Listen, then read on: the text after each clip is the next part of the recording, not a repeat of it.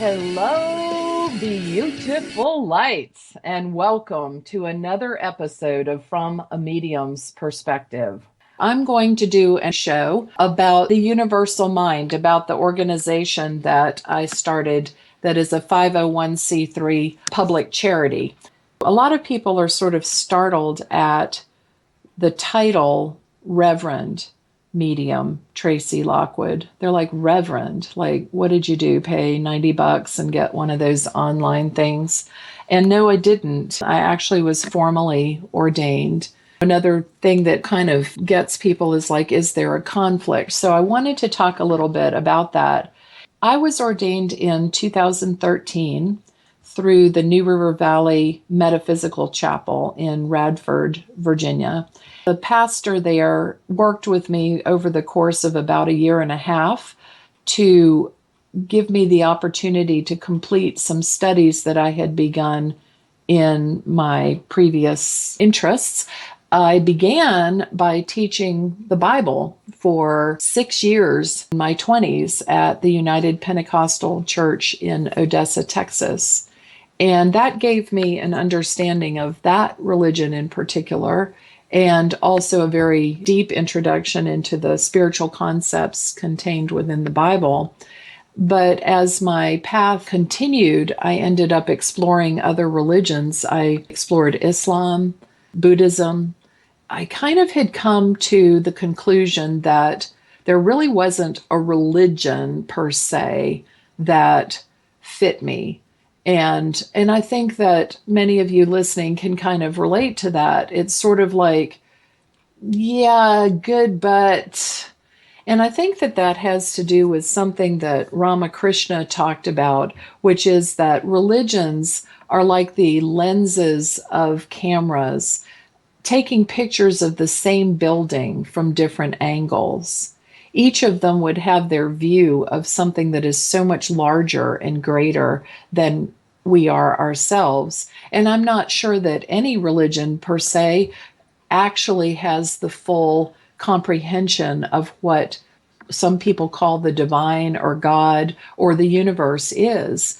I saw a post on Facebook recently that was talking about the difference between religion and spirituality, that religion was adhering to or believing in the thoughts of others, and that spirituality was experiencing and coming to your own conclusions yourself. I don't think I have that quoted very well, but you get the gist of it. I decided that I would study there. What had happened initially is I was invited to that church in Radford to teach a class on altered states. And I was honored to do that. I love to teach classes and workshops and individuals, personally, one-on-one too. And so I took the opportunity, and I had several students participate in the class, and we went into some very deep work there with some very deep meditation, trance healing, and trance travel, like out-of-body experiences and automatic writing and a lot of things we explored, and it was quite fun. And once I did that, he asked me if I would be willing to speak at the church. I agreed. I said, sure. And so I gave an AKA sermon. Mine tend to be spiritual, but not religious. And when I finished, I think everyone was content with what I had the thing I had talked about that day. He said, well, I know a minister when I hear one. Would you be interested in entering our program of study? And I said, absolutely. And so I completed some work. I had not studied comparative religion. I did that. I delivered several other sermons, aka presentations, at the church over that year and a half, became active on the board, etc. He was willing to incorporate some of the other studies, so he accepted the 6 years that I had taught Bible study. He accepted my bachelor's degree from Virginia Tech because of the types of broad study that were applied in terms of crediting things toward the quality of seminary and education. And I had also completed more than enough hours for my master's program at Virginia Tech in Geography and International Development, with emphasis on sustainable food systems. I had studied a year and a half in the seminary that was offered by another local church that I later left, and I had studied in England at the Arthur Findlay College of Psychic Science in Stansted, Essex, and had taken 3 courses there. And then I had come back in 2010 from that and begun to teach and to offer weekly classes and regular services for the Universal Mind that I was beginning at that time, the 501c3 that I have now. And so he kind of accumulated all of that and considered that sufficient for ordination. And so I was ordained in 2013. Began working more so with the Universal Mind, and we now have services here in Roanoke, Virginia. And our services are pretty alternative. They're not your average service. My concept was that if people are attending a group for their spiritual edification and not their religious education per se, although spirituality falls under religion if you're talking to the IRS. So one and the same to them, but differentiated maybe at our level. So I feel like services should transform the individual and should help raise their vibration and should encourage them to participate in their own unfoldment. So the services were designed to do just that. And I'm going to later in the show be reading from a book that became sort of the foundation of things. It was the Blueprint of Oneness, and it was channeled work where Saint Germain speaks through Aisha Marie McNamara. It wasn't taken directly from the book. Actually, if you were to read the book, you would get something quite different out of it. It's a transformational work in itself. But for me, the liturgy and the concept for the Universal Mind began to emerge and take place. And so when we begin the services, I collectively have different people participate in saying something that goes like this. And it says, I honor the place in you where the whole universe dwells. And I honor that place in me. And when you are in that place and I am in that place, we are one. Namaste.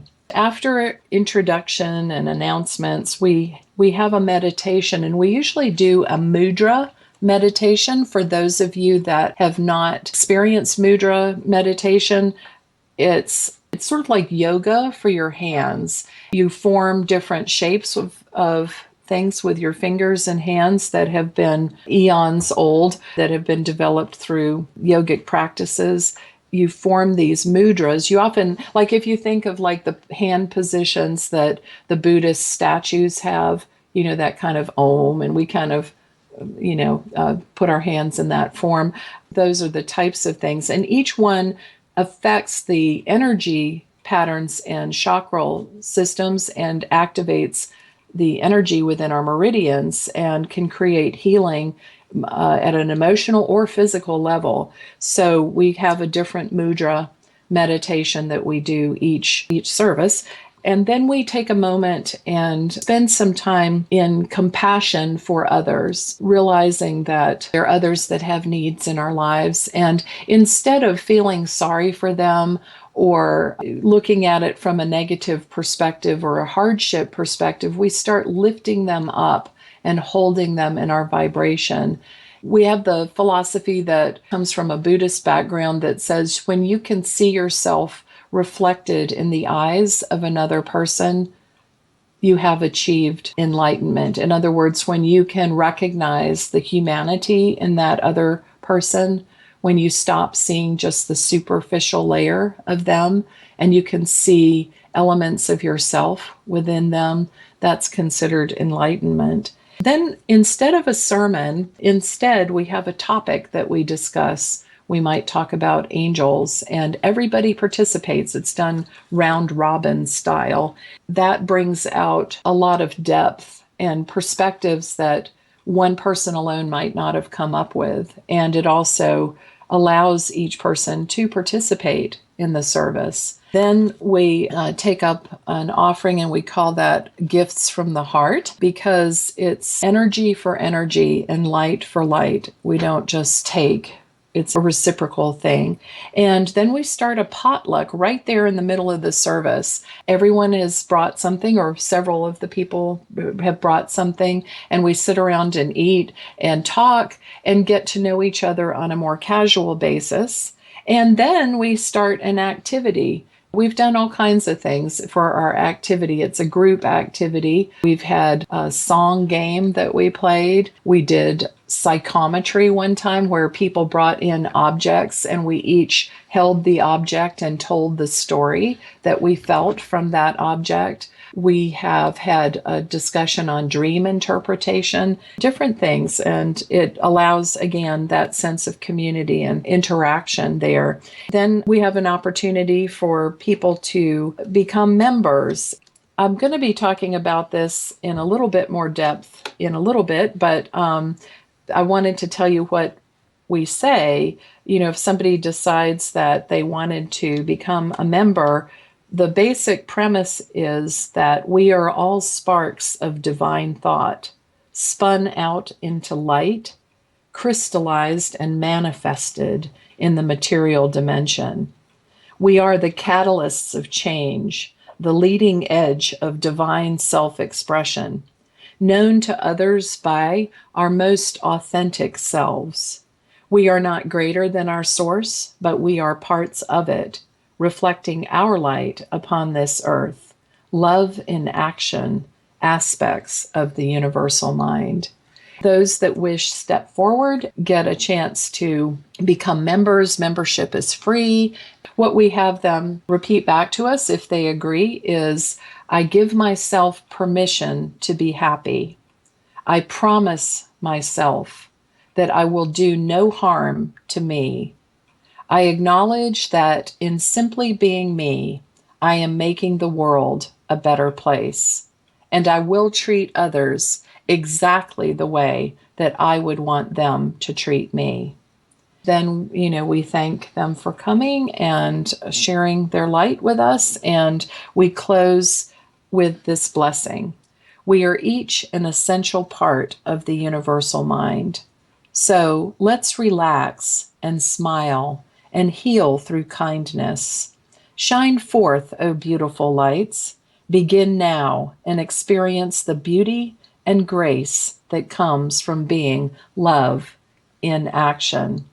And then we close the service with a Sufi chant that I heard when I was in a drum circle, and a friend of mine was drumming and singing it, and I was really taken with it. And I won't torture you with me singing it to you on the air. But the words are, there is nothing, nothing, nothing, only love, only love. And it repeats that several times. There is nothing, nothing, nothing, only love. And then remember, remember, remember, there is nothing, nothing, nothing, only love, only love. And that's our service. We do have special things that occur if somebody has passed. Someone would like to have them honored. We have a very special prayer of progression that we use during our services. And it goes like this.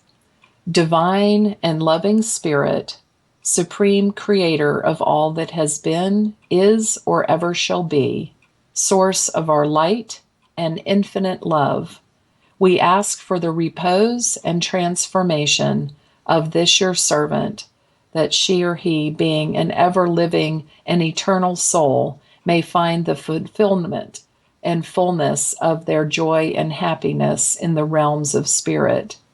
Grant unto them total peace, and may the perfect light of lights always shine upon them and through them. Angels of the highest realms, come forth to greet them. Ministers of healing and light, Help them to heal the wounds that they have suffered in mind and spirit as they traversed this worldly plane. Loved ones who have crossed over before them, help them discover the wonders and incredible beauties of those summer lands of spirit that she or he has so recently entered. Saints and avatars of the Most High God, receive them into your fellowship. So, wow, like, why am I talking about this today? I'm not trying to impose any kind of religious dogma on anyone. Obviously, as a medium, part of my religious premise is that life continues on after death.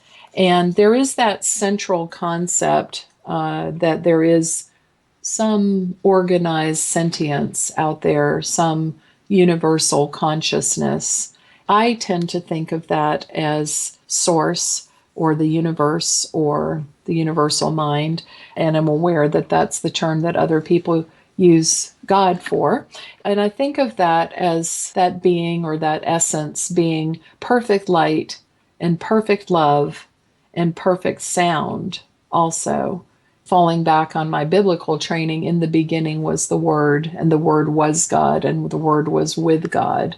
And it's kind of interesting, that story of creation and how that happens. And it brings up a lot of interesting thoughts and questions about what is God and, where is God? And, according to biblical thought and many other monotheistic religions, the Quran and Torah, that answer would be everywhere, omnipresent, and knowing everything. So there's that idea, the fact that we came from somewhere. And then the question is like, well, where did that somewhere come from? And I can't answer that. I don't actually know. As I do my mediumship, I kind of tap into that sense that there's a matrix of energy, that it really isn't a three-dimensional or even four-dimensional thing. It's like this matrix where we kind of phase in and phase out of physicality, sort of like the particles that are everything that we create. I read a book one time called The Love Without End, Jesus Speaks. And it's not a Christian book per se, although it would certainly sound like it was. It was an encounter that an artist had with Jesus, physically appearing to them for 40 days. And it was the dialogue of what they talked about during that experience.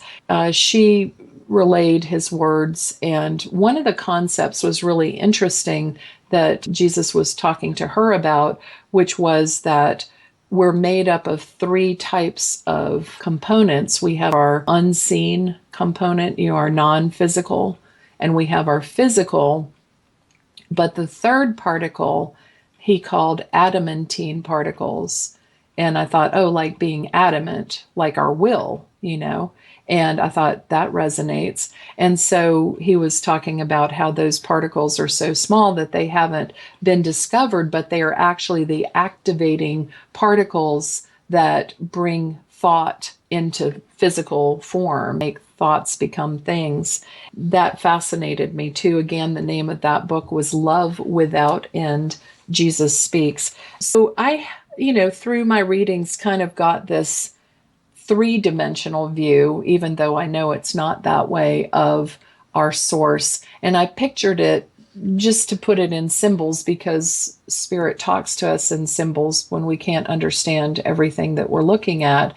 And I pictured sort of this bright light, the sun, where that perfect love, perfect light, perfect sound, that source creator beginning was. And I pictured that we broke off like little sparks of light. It was kind of like in a vision. I was seeing how we broke off like a little piece of that light, just sparks, and that we precipitated down like rain falls through the different levels. And we got into deeper and denser levels until we became crystallized in this physical realm. And that the divine light or the source light shines through us, and like a crystal, it refracts and breaks into the colors of the rainbow, and that those colors are our chakras, and that chakras are our interface between the unseen and the seen. I know when I see people that are about to pass that their aura begins to dim and they begin to fade away. You can kind of see that that connection is just dimming. And of course, we lay our bodies down when it's time. And, when we pass and we go back up, then we kind of, whatever our life experience is, whatever our mindset is, we enter a vibrational realm that's matching us. And we can always change that. Now, back to our show, From a Medium's Perspective, with host, Reverend Tracey Lockwood. Welcome back. We've been talking in the past half hour about my organization, the 501c3 called the Universal Mind, and it's a public charity. Next week, I'm going to be talking to you about announcing a mediumship certification that I will be offering in collaboration with the Universal Mind. And there's a seminary in the works for that as well. But that's a bit down the line there. But anyway, so next week I'm going to be talking about a mediumship certification program that I'm going to be starting shortly. Back to our discussion there, we were talking about people sort of break off of the source and precipitate down and become crystallized, and how that divine light shines through us. But what happens at death, at that disconnect, when our auric field begins to fade and those chakra systems either slowly or abruptly are disconnected, and we no longer have our connect to the unseen world, and our mind and consciousness goes that direction while our body falls to earth. Well, it's different for everyone. Not everybody has the same experience crossing over. There are those that meet legendary figures in the religious world that they've been very attached to. There are those that are greeted by multitudes of family members. There are those that are greeted by sometimes one family member, sometimes a pet, sometimes friends in their soul group that maybe they had decided to come to this earth together, and that person is the one that's just sort of pacing around on the other side, not trying to rush anything, but waiting enthusiastically for the return. Some people consider the other side our home, and I think that's probably because we spend more time over there than here. But however that goes, we end up sort of sorting ourselves vibrationally according to where our mindset is at the time of our passing. There are people that get caught there's a category of people, and I've dubbed them the tweeners. I haven't ever heard somebody call them that, but I didn't do it to be original. It's just the way my guides explained it to me. The tweeners are the people that get kind of stuck between the worlds, the ghosts, those that haven't crossed over, those that are caught there. And the reason that they get caught there is also not just one reason. Sometimes people are afraid to cross over. They're afraid that they're going to receive punishment because maybe they were taught in their religion that they would really get it when they got over to the other side if they weren't perfect here.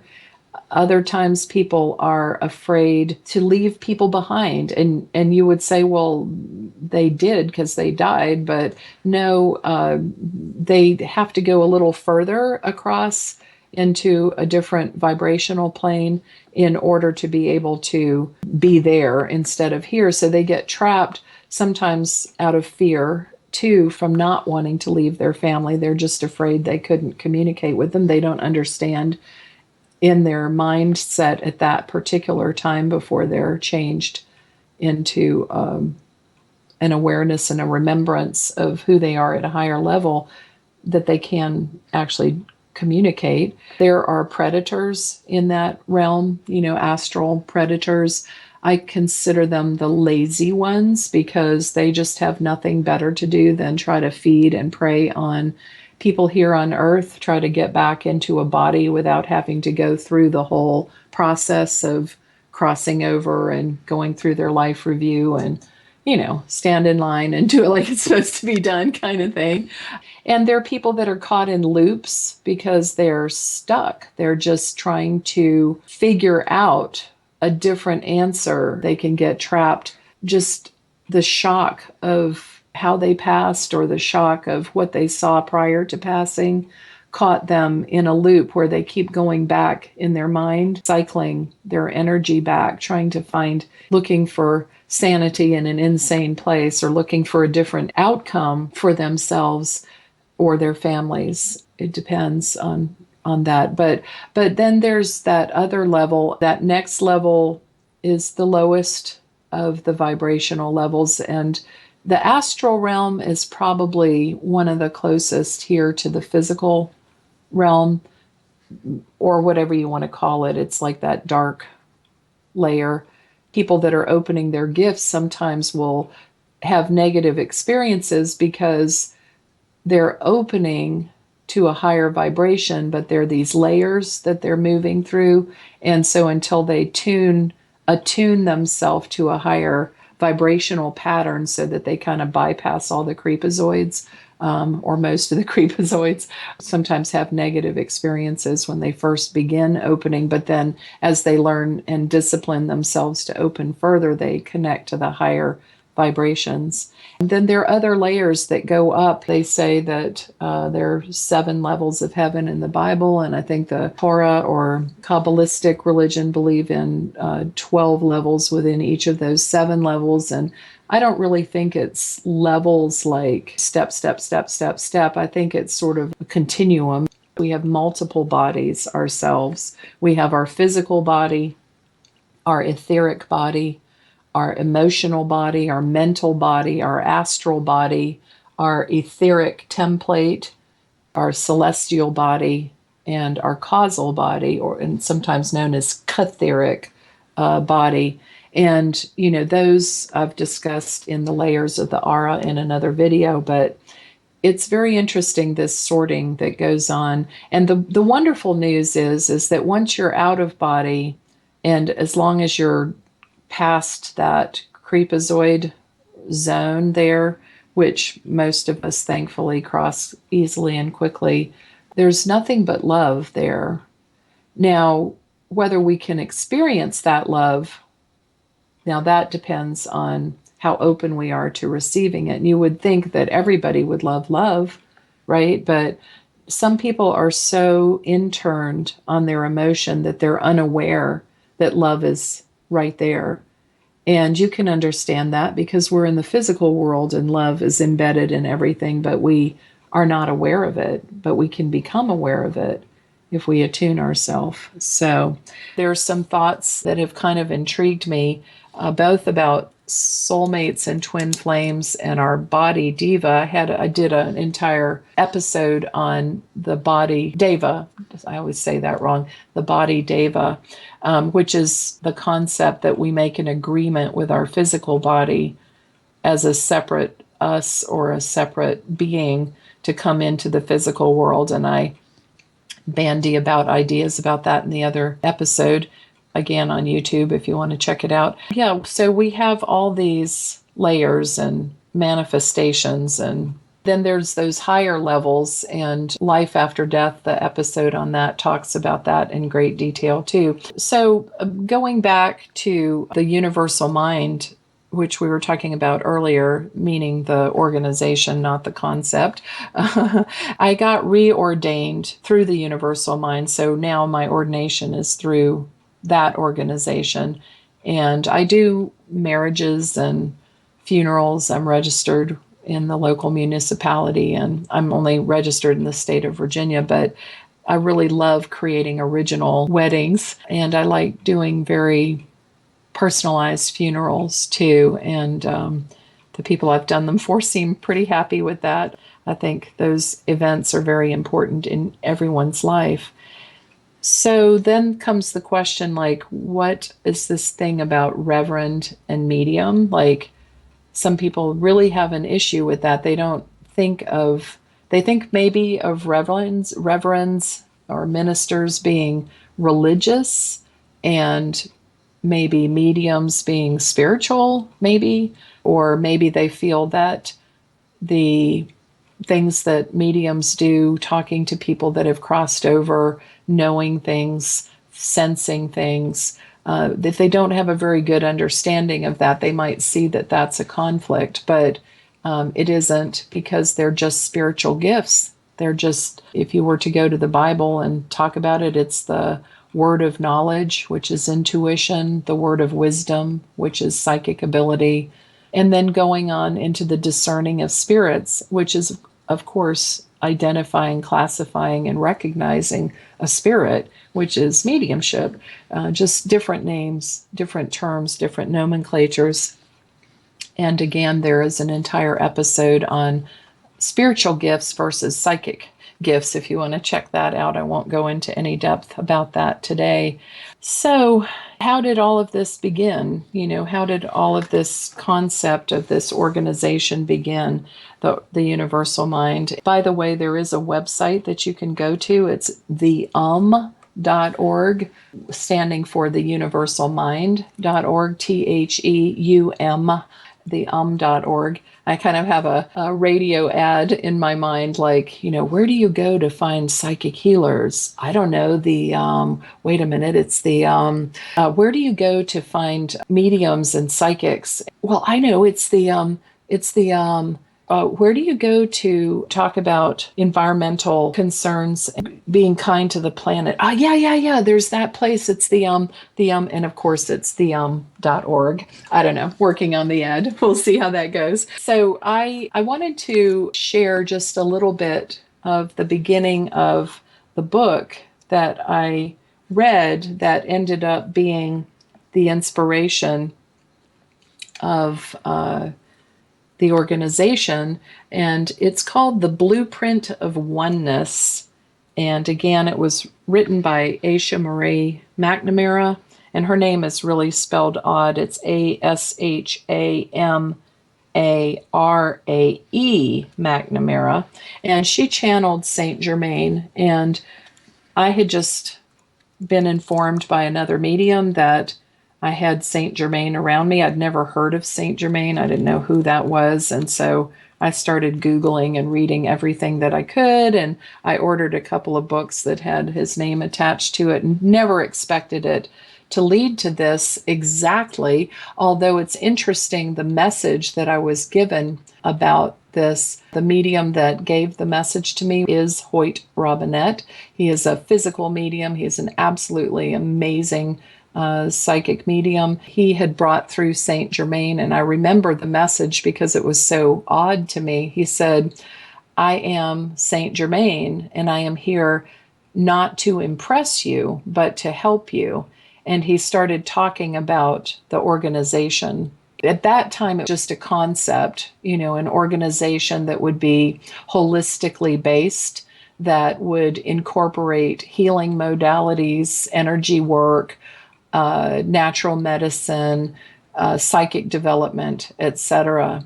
It was just sort of a concept in the works. It wasn't named yet, although I had thought about the name, the Universal Mind. And so in following that trail of information, following Saint Germain's name, I found this book, The Blueprint of Oneness.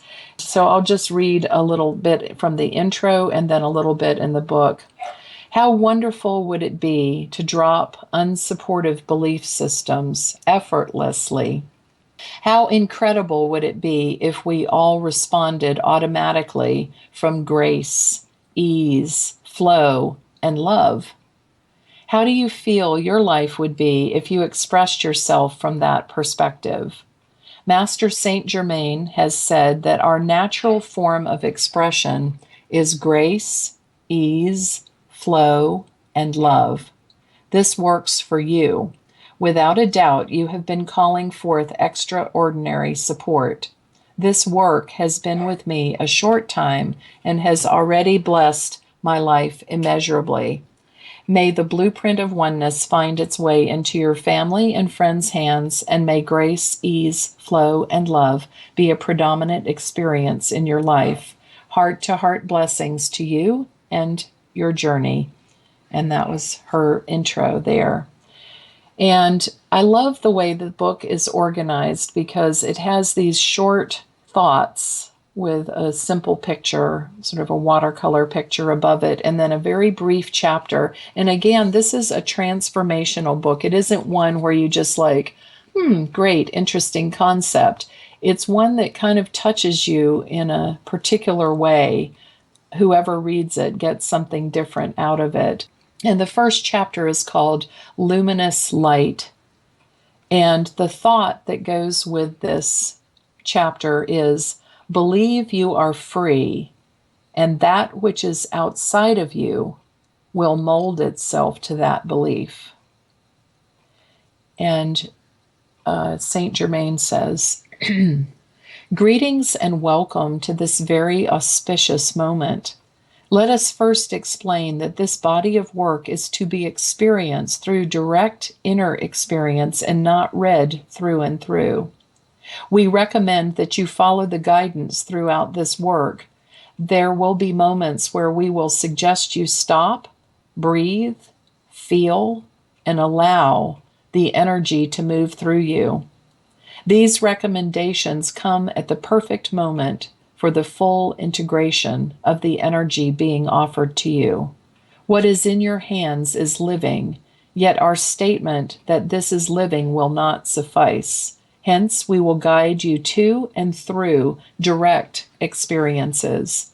That way, you may know that living energy for self-transformation sits in your hands.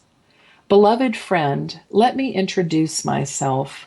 I am that which is called Saint Germain. I am that which is called Keeper of the Flame. My purpose in this moment in time is the evolution of humanity and the transition of the Earth Mother into the realms upon which the sublime creations and splendors of light are made manifest. It is truly a rich time for all. Beloved one, it is with great honor that I am coming to you and that you are reading these words. Many in this world have created interpretations of that which is Saint Germain. So many have laid claim to that which I am. Beloved, my voice has found itself manifest through many. My communications have been true and real. Yet that which I am, has been placed in a box by so many, and it is time to reveal the fullness of that voice which has been made manifest. Do you not see I am your inner divine self? I am your inner call to serve. I am your inner support in challenging times. Do you not see we are one? Why such an attachment to the form called Saint Germain? At the will of a gentle breath I may manifest and be that which is Saint Germain, for it is a creation by my own hand, yet I am so much more. That which was manifest, that which was called Saint Germain, exists within the halls of time, and that which is called Saint Germain speaks now.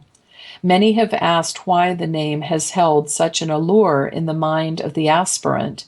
Yes, my beloved, the name and title that goes with Saint Germain still exists and serves, and yet I am much more than mere titles. I am beyond words. I am made manifest for the service and blessings of all humanity, the endless cosmos and the inhabitants that blanket these cosmos. I am connecting in this moment from the unreal, for that which all believe to be real is but unreal. I am connecting in this moment in a way that has been made manifest from that which is the flame of Christ. And the second chapter is called, and I won't read it, but I'll just tell you the title is The Time Is Now. And the quote for that is, realize yet again that which you search for is not outside yourself. It's a very comforting book.